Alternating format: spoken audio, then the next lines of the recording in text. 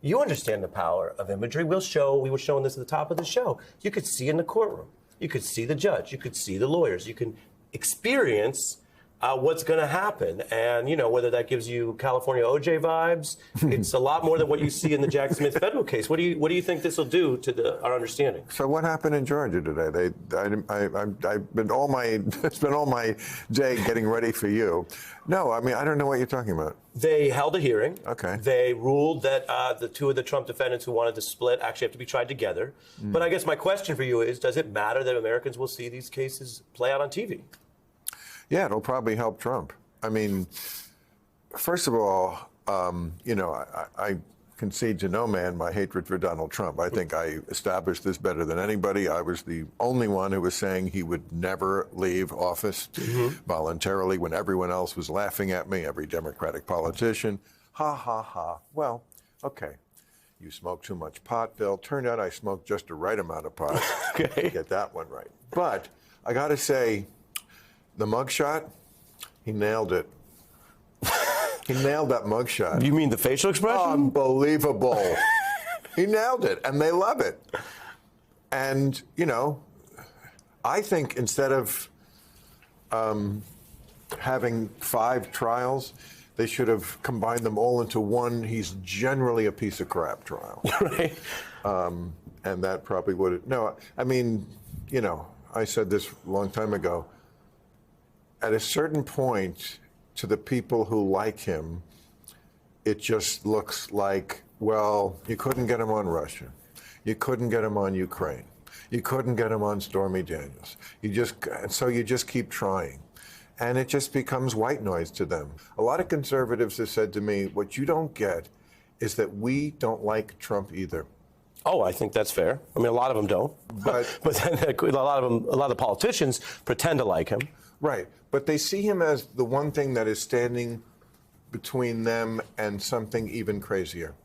And there is a lot of crazy on the left. And I think it would be helpful if the people who watch this would see that. Just crack a window a little bit. And you maybe understand why people would. You have to try to understand why half the country is looking to Donald Trump as some sort of savior. Yes, it's not what we think, but, you know, people are not self-deporting in this country. Half the country isn't going away.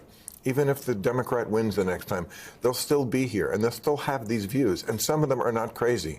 Trump yeah, absolutely. Crazy. Well, you talk about here at this table and on this program, we have a lot of Trump people on. We had John Eastman's lawyer on a week and a half ago explaining his view of what they're doing. So we're hearing that all. I do think there's a difference between, say, an honest debate about immigration or corporate power and some of what has become the magnified lies. In other words, and you talked about it with Joe, the lies are a larger problem to even have a working democracy.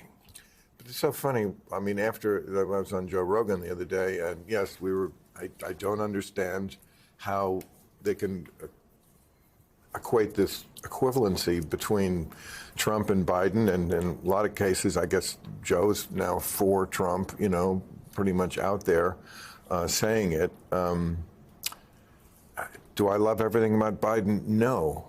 But, I just don't understand how they can look at what Trump did. Now, does the Hunter Biden scandal stink? It really does. Stinks to the high heavens. I mean, that's real corruption there that a lot of the left-wing media will not cover. But it's nothing like what Trump did. I mean, there's just no equivalency to be. You can say whataboutism for anything. But like I said to him, you just can't tell unlike things apart if you see that the same way. But, you know, they also shouldn't cover up what. I mean, if Don Jr. had done the things that Hunter Biden did, it would be every day. Yeah. AI, super interesting, big democracy challenge. I'm going to play something for you that we made. I want you to watch very closely. Okay. I want to warn everyone because we try to do this responsibly. What you're about to see is, as we stamped it, fake, deep fake, not real, but this was going around on the internet. Take a look. Elon Musk recently revealed that his long-awaited cryptocurrency trading platform quietly launched. It's an incredible opportunity that can help you achieve your wildest dreams of making thousands of dollars in just a few days. Elon Musk will tell us all about it. Quantum AI is a new project that will help users increase their income exponentially. Is this a closed software package? No, we have made it available to everyone. Well, they're not there yet. I mean, if you were fooled by that, you're not too bright. I mean, I could tell. You're ducking the question. We're on the way. What is the question? Well, sorry. that wasn't you, right? No, it wasn't, but I could tell it wasn't in any. Okay, Bill, but in a couple of years you won't be able to. Okay, let's run the bill part, just the bill. Okay. Software package? No, we have made it available to everyone. Okay, you're right. They're going to get better at this. And it's scary now, and it's going to get scarier. I don't know what you're pressing the point on. What I'm saying is, right now, okay, if you can't tell that, you're just looking to be fooled. It's not that good. All right. It's not that good yet. But yes, it is. But if you want my general view on AI. And do you, I guess, yes, I want your view. And do you worry about, look at how much people are gullible now. Right. The problems we have with Yes. facts. Yes. And then someone's going to say, but I saw Bill Maher say it. I agree. And no, this is a terrible problem. I always thought Musk was right about AI. I mean, there was a debate that was going on between him and the usual billionaires who fight each other. And he said from the beginning, this is a worry, a very, an existential threat to life on Earth.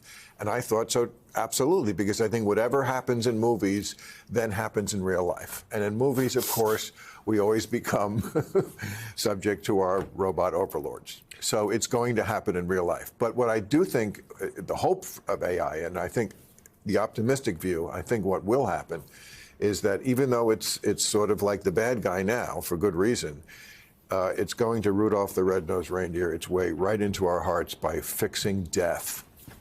Wow. I mean, it's going to solve medical problems that have plagued us for years, I think. And being 67, this is really why I'm. You're 67? Yeah. Bill, you look 66. I'm all in. Ha ha ha! Leave the jokes to the comedians. That's why I'm all in on AI for the parts that are going to help us. But yes, we have to put up guardrails, and it can't just be. And of course, they've done this already. Biden has had people to the White House, and they've kind of already agreed on a framework that says, look, we can't really let private companies run this completely. We can't just let this be a competition between people who are looking to profit. Well, I think, and that's why these things, it's funny you say that because it goes, as always, back to policy and capitalism, right? It's not that we all have a firm understanding of where AI is going to go, but you just put your finger on it. And Elon, although I think he's been selective about it, at times he has also said, who's going to be running this, right? And if it is just a race to whatever you call it, the bottom of the profits, that brings us to the last thing we have to ask you about. We may tell more bad jokes because I do that I try to bring it out of you. I can't wait. But inequality in America and the writer's strike, and the actor's strike, and Hollywood's not the poster child for this, but we have, I mean, look at Robert Reich saying, look, people can't even live without money coming in if you cut off most people's money.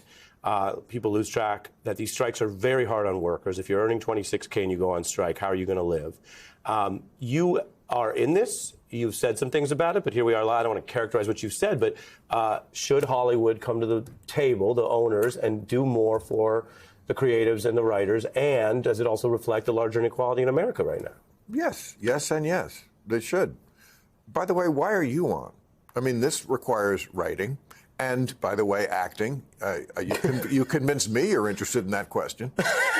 I am interested in the question. We have a great, if you're asking, there is a labor union that works within MSNBC, but we are not part of the Hollywood union because we're all nonfiction journalists. No, I mean, we have labor. I'm sure that's true. This is your favorite thing, by the way. You love to do this. I just gave you the actual. You love to turn it around. What about you? I just answered. What about you? I'm jealous. You're jealous. But do you think I'm jealous that you can work? Is The View still on? They have writers. I just did TMZ. They have writers. But should the owners do more for the creatives? The people off camera, the people writing? Yes, of course. Every time the technology changes, there's a strike. Yeah. What I was saying, I think, the other day was that, that's the cards you're dealt. The technology has changed. You can't turn back the hands of time, as Cher said. What? I know she's not a rapper, but It counts. Counts. Okay. Here in the very moonlight of our segment, it counts. In the moonlight of our Do I have that right? Is In it the- moonlight? Sun? Yes. No, moonlight. In the twilight of our careers. So, okay. So this is the technology has changed. Yeah. Now it's about streaming. Now, of course, the problem with the streaming is that two of the biggest media companies now, Amazon and Apple, they don't care about Yeah, this they don't. stuff. It's a side it's a spec, gig. yeah. It's just a flex to impress their girlfriends to have movie companies. I mean, Apple sells phones and Amazon sells hair scrunchies and tube socks. So I guess the last question, I got 30 seconds, is that bad for culture that we have such giant techno finance companies that are so important to the culture that so many people care about? Yeah, I guess so. But how are you going to reverse that? Again, this is where we are. It's how we deal with it now. What I keep asking is, why doesn't the governor of this state, this is one of our key industries, why doesn't he jawbone? That's what politicians Get used to involved. do. You think Gavin Newsom should be more involved? Absolutely. Yeah. This is show business. This is what we make out here. Get these knuckleheads in a room together and say, look, fix this. Yeah. Because it's not just the writers and the actors who are out on strike and missing. It's the people who the people who are really suffering and don't make a lot of money to begin with. Yeah. And also, what about the restaurant next to the studio? Yeah. And the guy who sells potatoes Right, to no, the restaurant. especially around here. You know, we're talking about hundreds of millions, billions of dollars, and lots of people who are losing their houses Yeah. now.